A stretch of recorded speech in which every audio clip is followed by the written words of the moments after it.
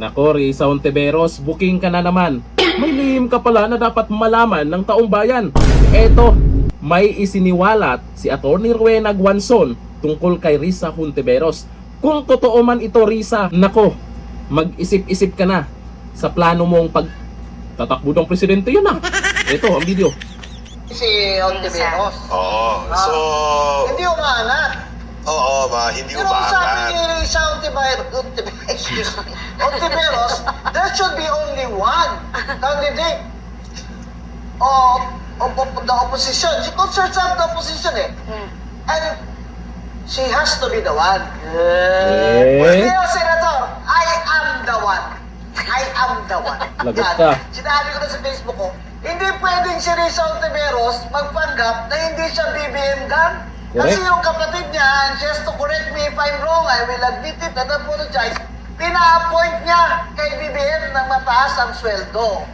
Senator Hontiveros, sagutin mo ako, hindi ba totoo? Pina-appoint mo na kapatid mo na kay BBM ang mataas na government position?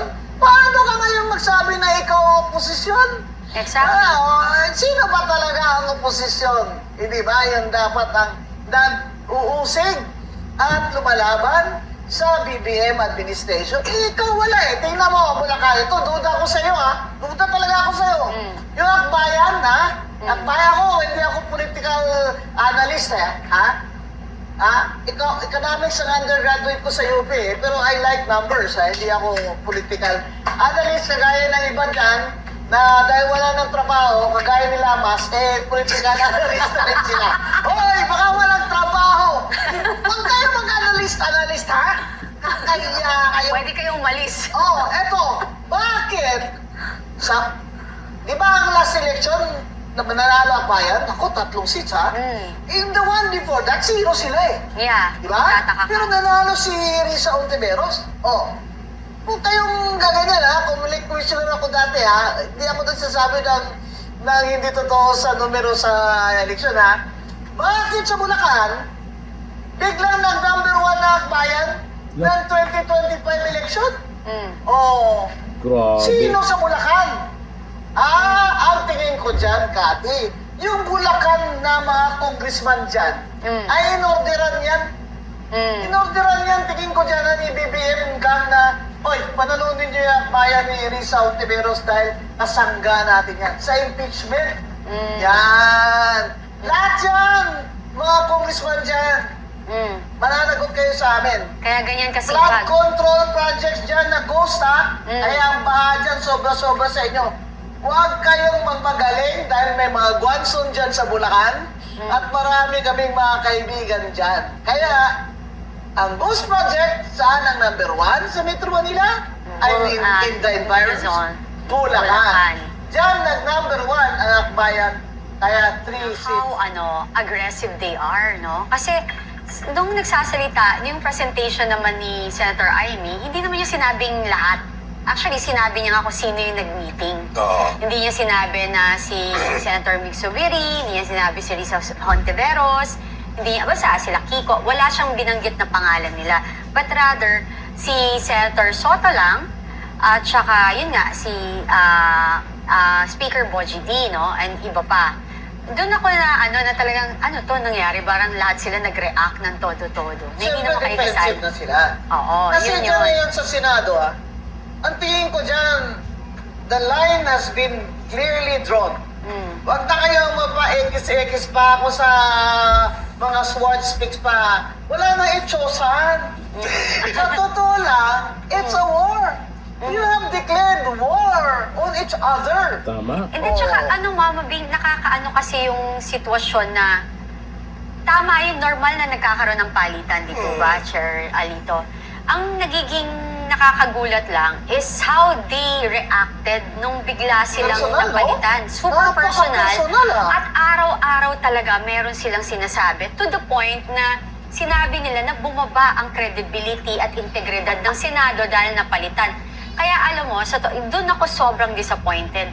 Kasi sa totoo lang, ang pinaka nagpababayan, for me, akin to, is dahil hindi nila tinatapos ng maayos or iniimbestigahan ng maayos ang flood control projects. Kaya doon Iniiwasan. nasira si Ping Lacson eh. Yes. Sa akin lang ha, doon nasira na nagduda ng mga tao na nag-compromise si Senator Ping Lacson.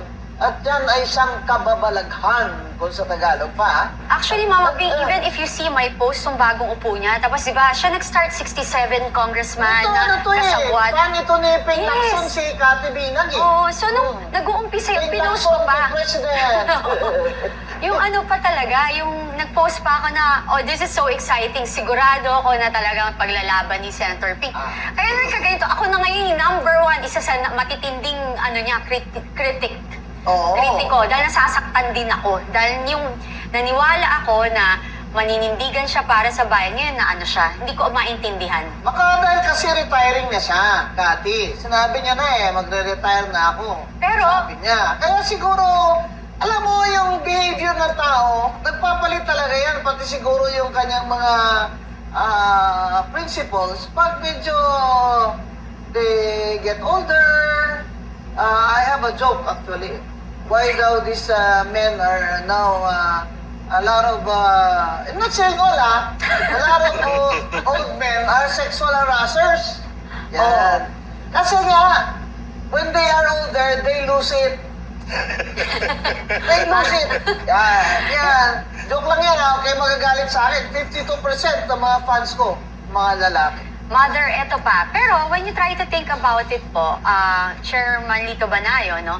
Katulad ng sinasabi nyo, yung pag na-analytica din ninyo, yung katulad ng sinabi nyo na hindi kayo binigyan ng senyales ni Senator Ping Lacson na pigilan or wag sabihin, wag nyong ilabas to. Na confidential. Oo. So, alam mo, when you try to think about it, way din niya na nagbibigay din siya ng senyales sa taong bayan na may possibility na may ganito, whether magiging totoo o hindi, malay nyo, ayaw din niya talaga. Plan B ng Yes. BBM gang.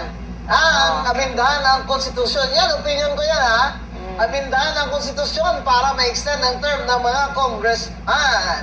Wow, At ha? mga senator, kuning-kuning lang. Pero ang totoo, ang gustong extension, BBM ang Correct. i-extend. Maawa naman kayo sa Pilipino. Extend pa more. Patay na sa gutom ng mga tao. I-extend nyo pa si BBM? Ang bira naman kayo. Oh. At saka, hindi na kaya ni BBM yan. Tingnan nyo naman si BBM, oh. Gusto na nga mag-private person yan. So, payat-payat na, oh. Awa naman kayo kay BBM. Pahingayin nyo na yan.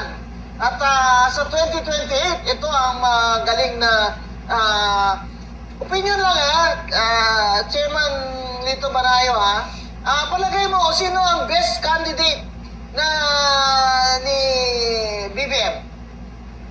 Kandidato ni BBM. Ito sa'yo lang, kung ikaw nag-advise ka sa kay BBM, sino kaya ang magandang pangalan na i-advise mo sa kanya na posibleng kandidato for president at makasakaling manalo? O kaya dalawa? Alam mo, lagi ko tinitingnan yung mga early surveys. Kasi this early, meron ng mga surveys no, Yeah. na tinatanong kung sinong nakukursunadahan mong kandidatong presidente. And doon sa mga kabinete o cabinet members ni BBM, wala ka nakikitang umaangat beyond single digit. Yeah. No? Kahit Oo. si John Vic? Si John Vic, I think the last survey ng WR numero and ng Pulse Asia was 3%.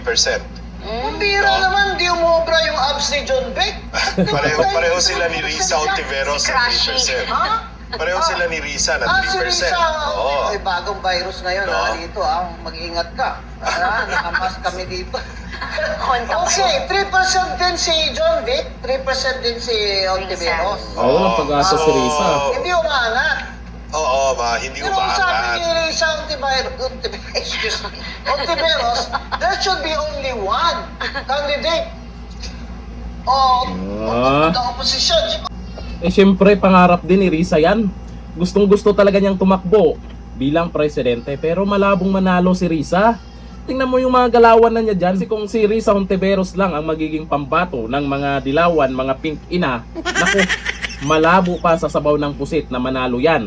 Kahit sino sa mga Duterte, kahit hindi si VP Sara, malabong manalo yan. Si Risa. O ayon dito sa mga nagkomento, sabi ni Jerome Lim, naubaran na ng tunay na political na pagkatao ni Hontiveros. Ito ba ay iboboto nyo uli sa nasyonal?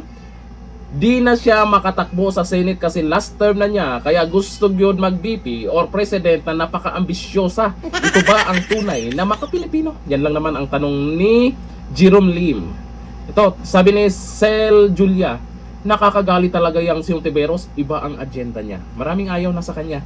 Kaya Hontiveros, pahinga ka muna. Tagal-tagal mo ng senador dyan, di ba? Pero anyari, hanggang ngayon, nga. Hanggang dito lang, thank you. Bye-bye.